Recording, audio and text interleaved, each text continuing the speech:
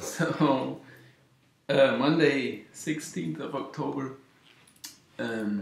you're all waiting for the monkey versus human evaluation, and I'm gonna present that tomorrow because there's at least one more game to be played. And so we gotta wait for this, but for today I got something different and something I would really love to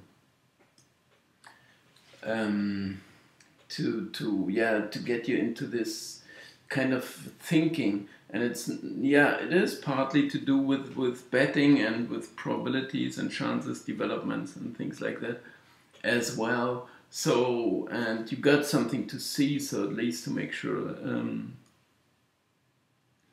there is something in that for you. Okay, so I made this mistake again, but I'm gonna hide those in a second. And so I picked one, it is about this kind of thinking how the chances develop. Okay, now we're here. And I picked a random game, you could rather say, and you would not remember it most likely, and even I don't, and maybe for that simple reason that it's been a dull 0-0, or has it been? But I showed this for the Hungary-Germany, but this was in 1954.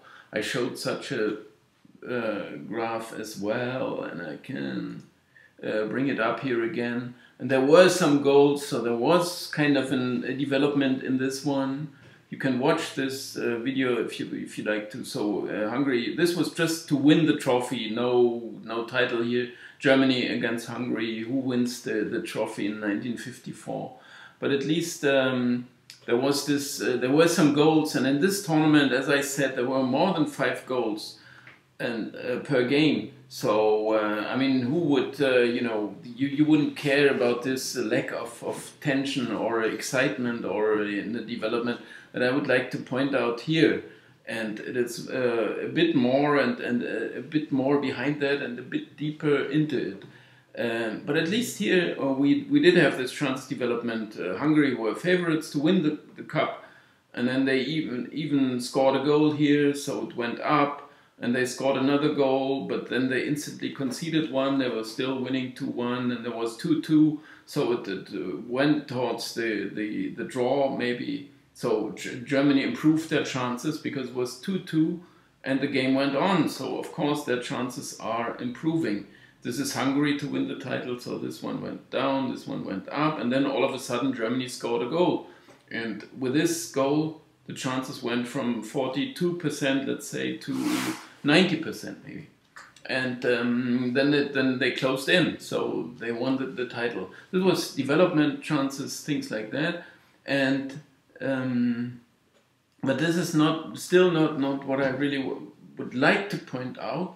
And it requires some more, you have to think a bit, and a bit of psychology, I have to admit. But it's I tried to give a good reason for that, at least, to justify this thinking. I'm not so familiar with the Excel, or I am, but not with the diagrams stuff.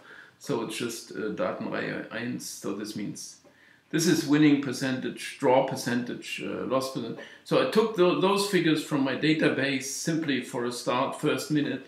This was the distribution here: win, draw, loss. Stuttgart were favorites, and draw and away win, pretty even to Augsburg.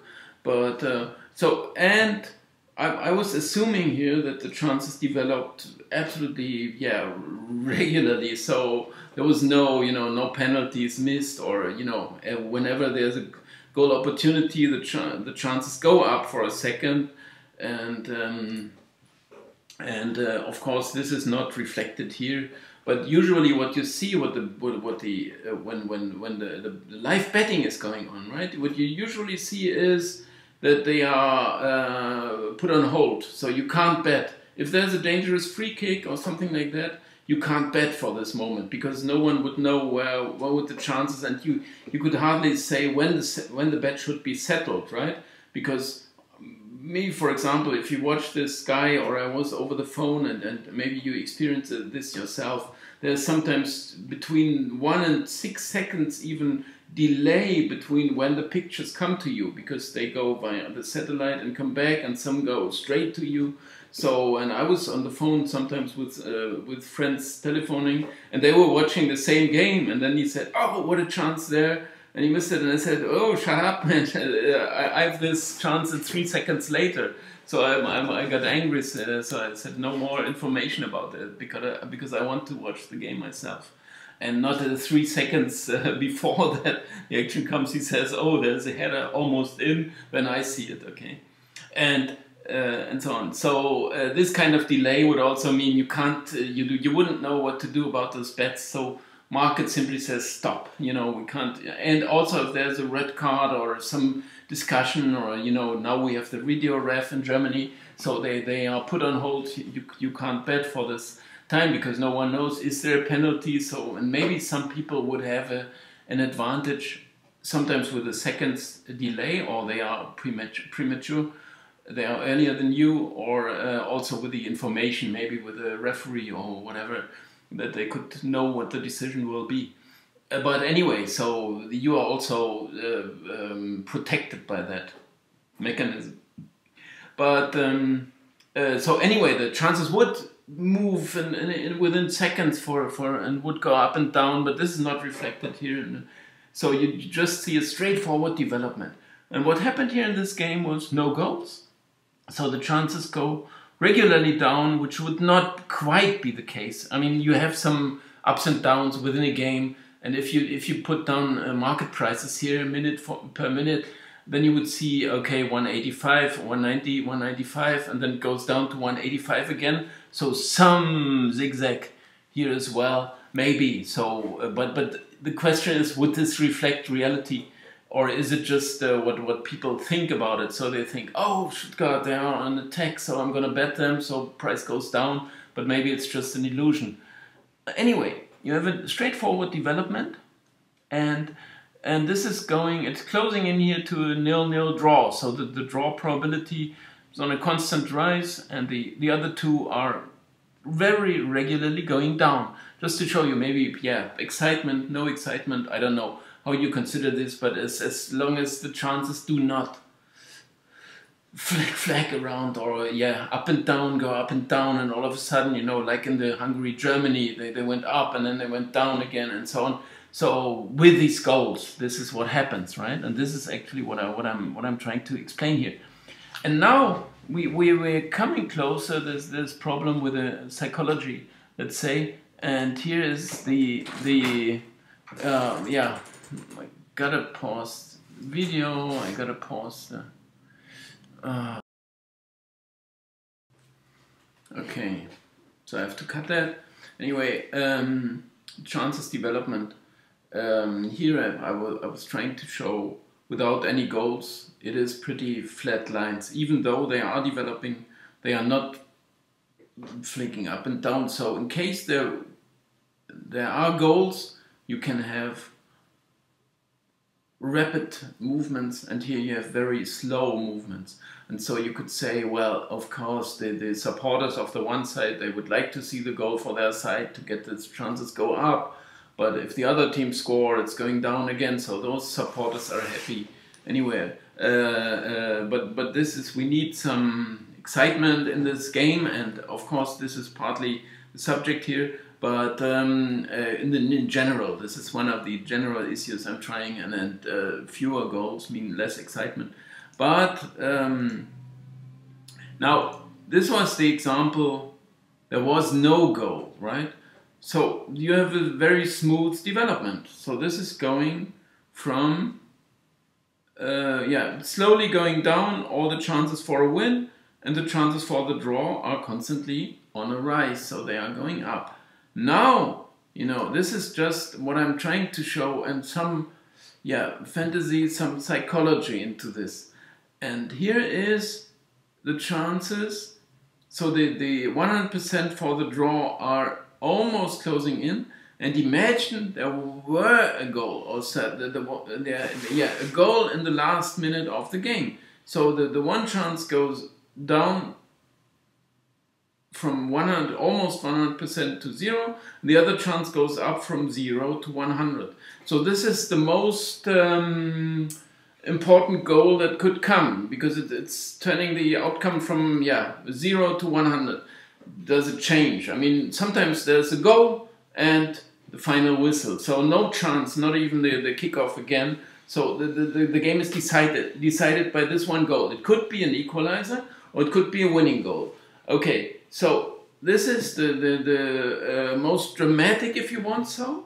But this is now I'm just trying to get you into this area of somehow of the psychology, because what would the referees do about such a goal, or what would anyone think about it by intuition? I mean, here you have a goal in the last minute and it changes 100. It's a 100% flick of a chance, right? It went up to one chance goes down and the other goes up. Almost 100%, but if it's the last kick of the game, so this is 100%, if the game is not restarted. So, but what would the referee like to make sure, or anyone would like to make sure by intuition? This goal gotta be regular. This is what the intuition that you know, this is the most important thing. It's got to be regular. We have to make sure there's nothing, you know, not a striker that touched it, or no offside, or a penalty gotta be sure, or nothing irregular about this goal.